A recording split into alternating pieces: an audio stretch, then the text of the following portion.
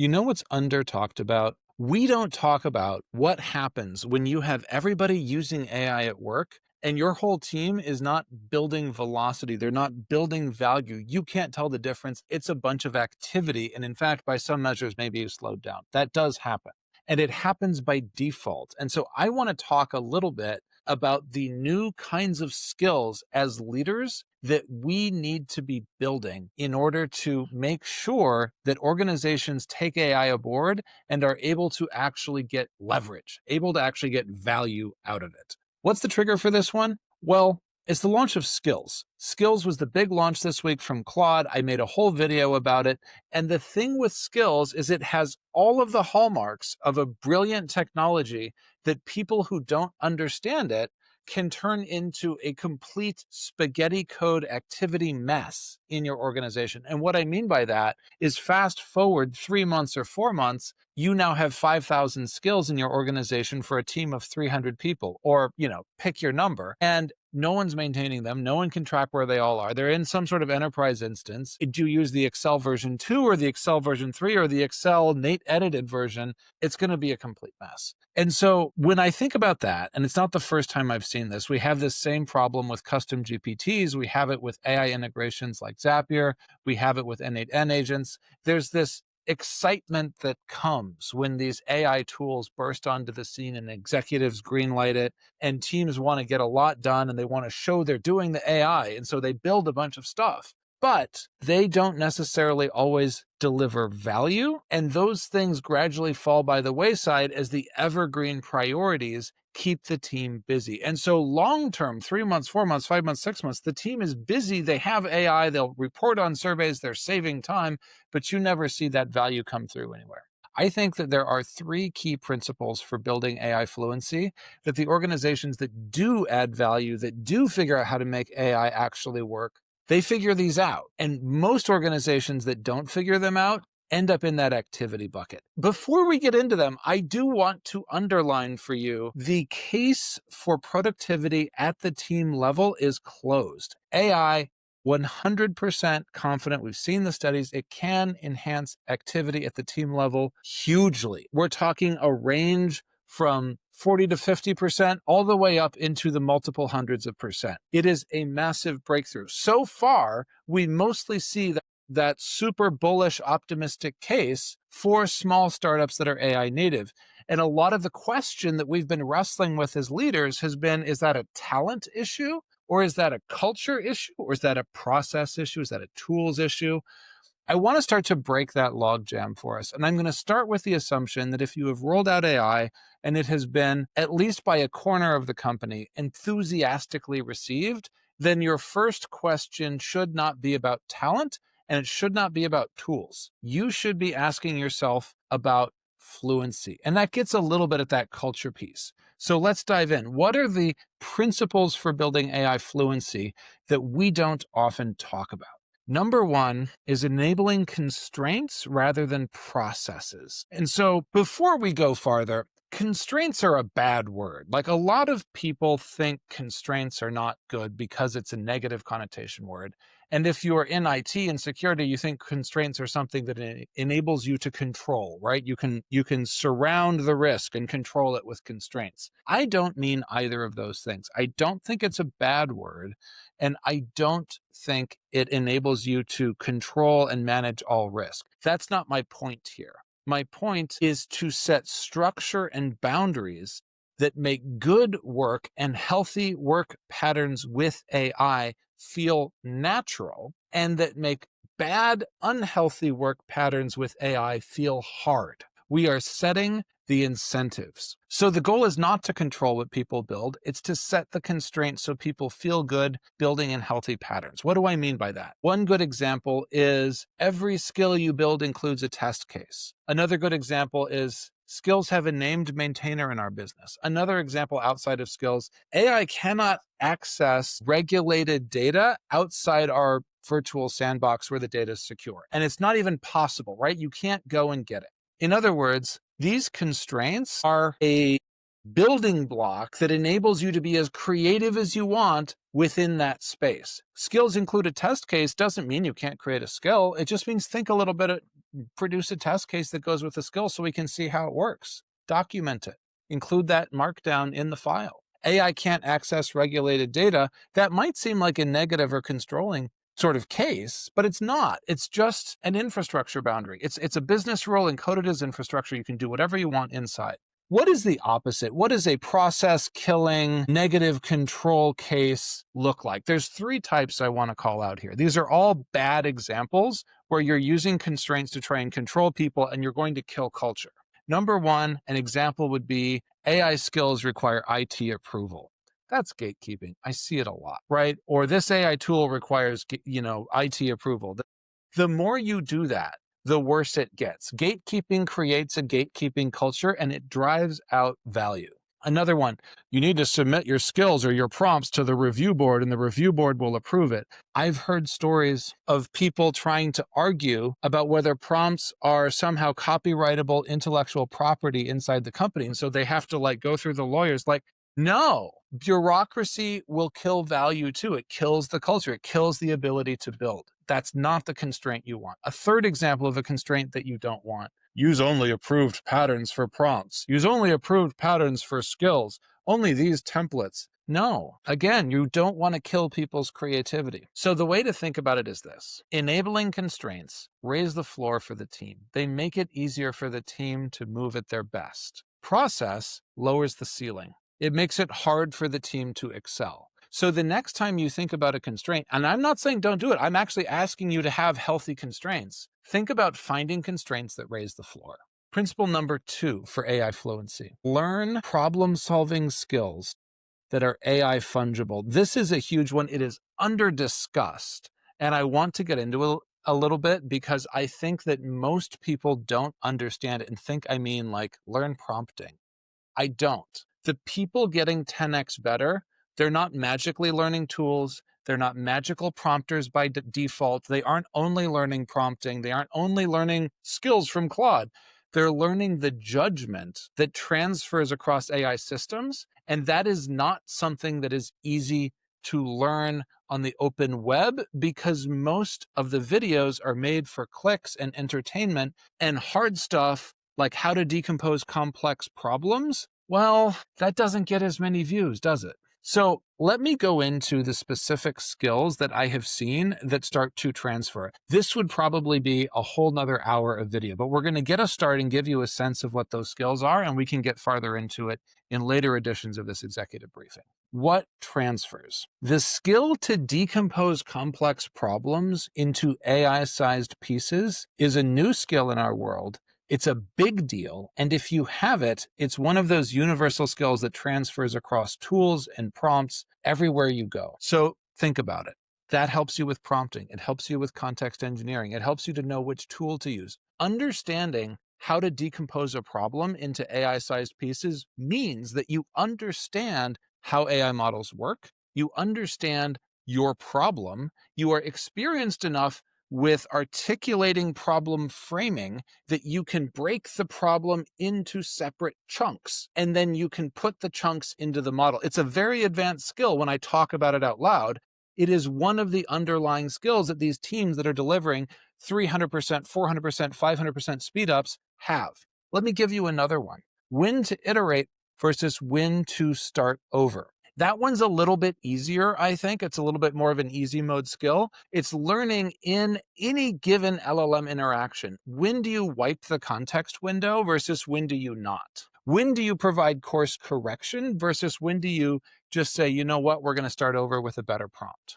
Let me give you another one. How do you recognize intuitively when AI is confident and incorrect? That's an extremely high value skill. It is also a very fuzzy skill. You have to know enough about your domain. You have to know enough about how AI speaks and the utterances it uses. You have to know enough about the relationship between AI language and AI truth claims that you can read a particular statement and say, I've seen several hundred or several thousand AI statements before. This one feels more like a false category AI statement because it doesn't quite ring true for my domain.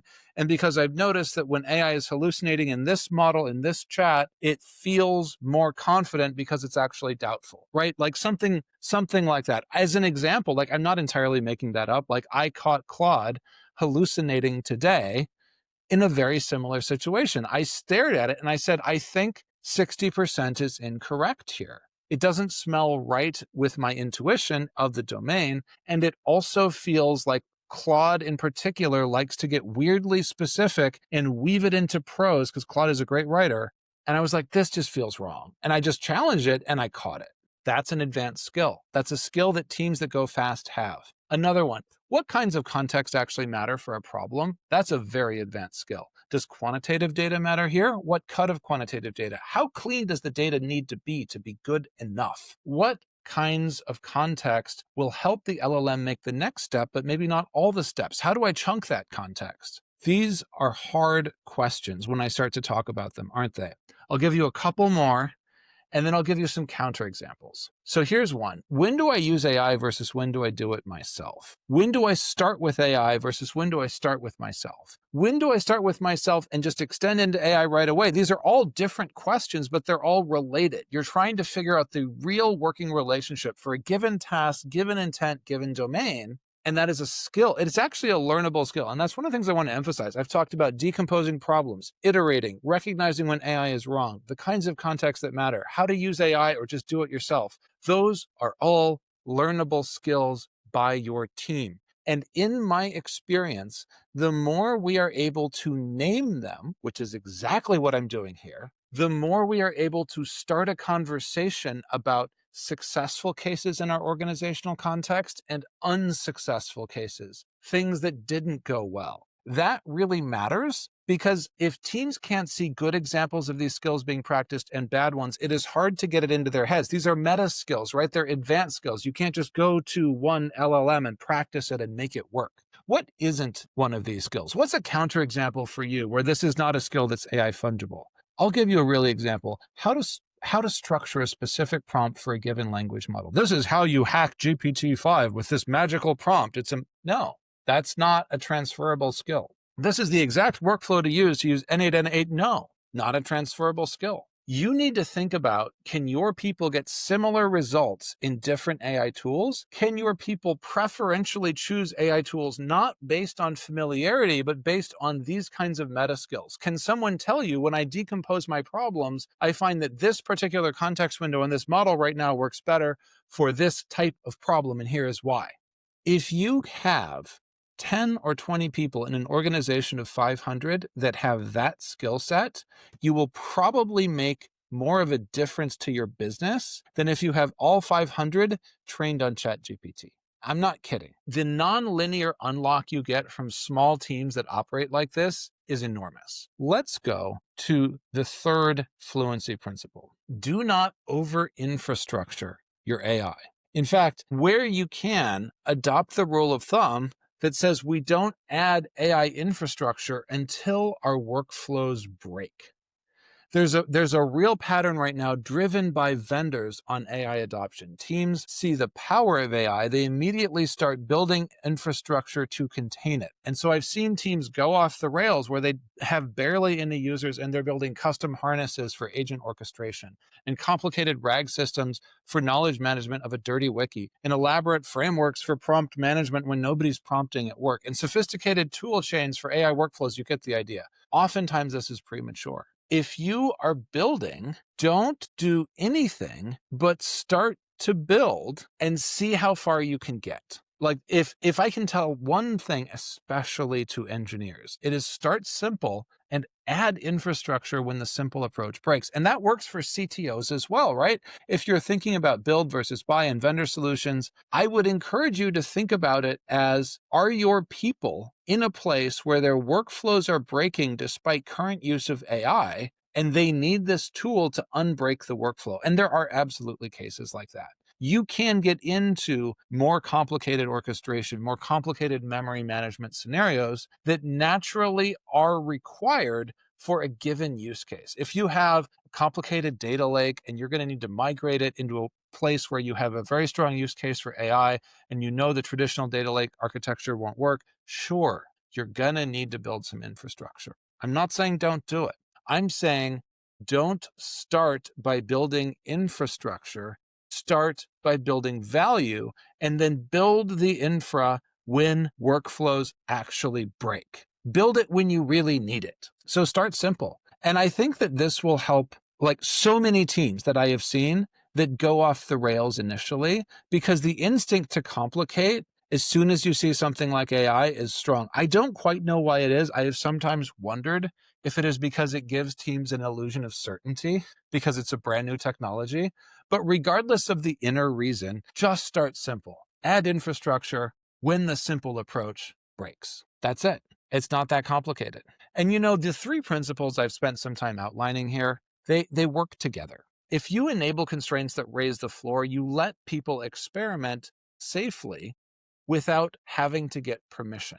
That means people actually can get better as they start to work within structures that push them toward healthy work habits. And that applies to skills, this week's release, as much as it applies to anything else, right? Minimal infrastructure is going to keep the focus on developing judgment and not managing systems. So if you start simple, you are encouraging people to spend more time learning the art of problem solving. Principle number 2, learning the art of tackling increasingly complex problems with AI.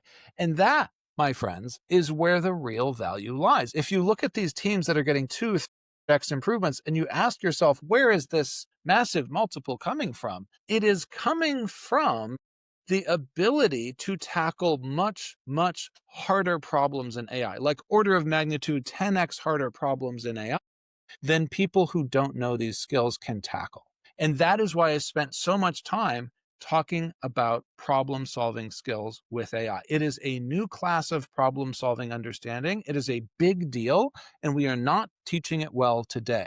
My goal with this video has been to give you a sense of how you start to structure your team, your organization, your incentives, so that people are focused on that. People are focused on how they can start to learn to solve problems differently. And I'm going to remind you again, this doesn't need to be your whole organization to deliver extraordinary value.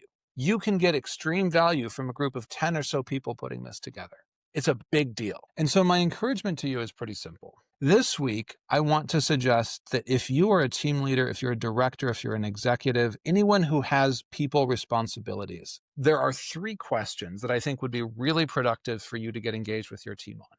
Number 1, what are our enabling constraints? What boundaries here at work, on our team, in our org, make good AI work feel natural? And if the answer is we don't know what good AI work feels like, there's your answer, right? That's where you need to dig in, peel that onion back and start to figure out what good AI workflows look like. Someone on your team, some champion has a good example. Go find them. Question 2, how do we develop good judgment in problem solving? Are we just training to the tools, or are we truly building the capability to problem solve with AI? Are we multiplying our problem solving muscles because people understand how to structure pieces of work in ways that AI can use and assist them on? It's essentially learning the skill of playing with robots, right? You have to learn the skill of working side by side with a robot, of passing the work over, letting the robot take a turn, and then coming back. That is literally what we're doing. It is a new skill versus passing it to a human. It is not the same thing, and people have to learn the difference. And that is why I spent so much time in this video on talking through that skill set. It's a critical one. So ask your team, how are we doing at developing judgment? Ask your learning and development team, if you have one, are we just training to the tools? The vendors will encourage that. They want you to train to the tools and buy more tools. Or are we training to the skill? Are we training to the capability? And if you're confused, you can always ask me. Finally, ask, where are we overbuilding?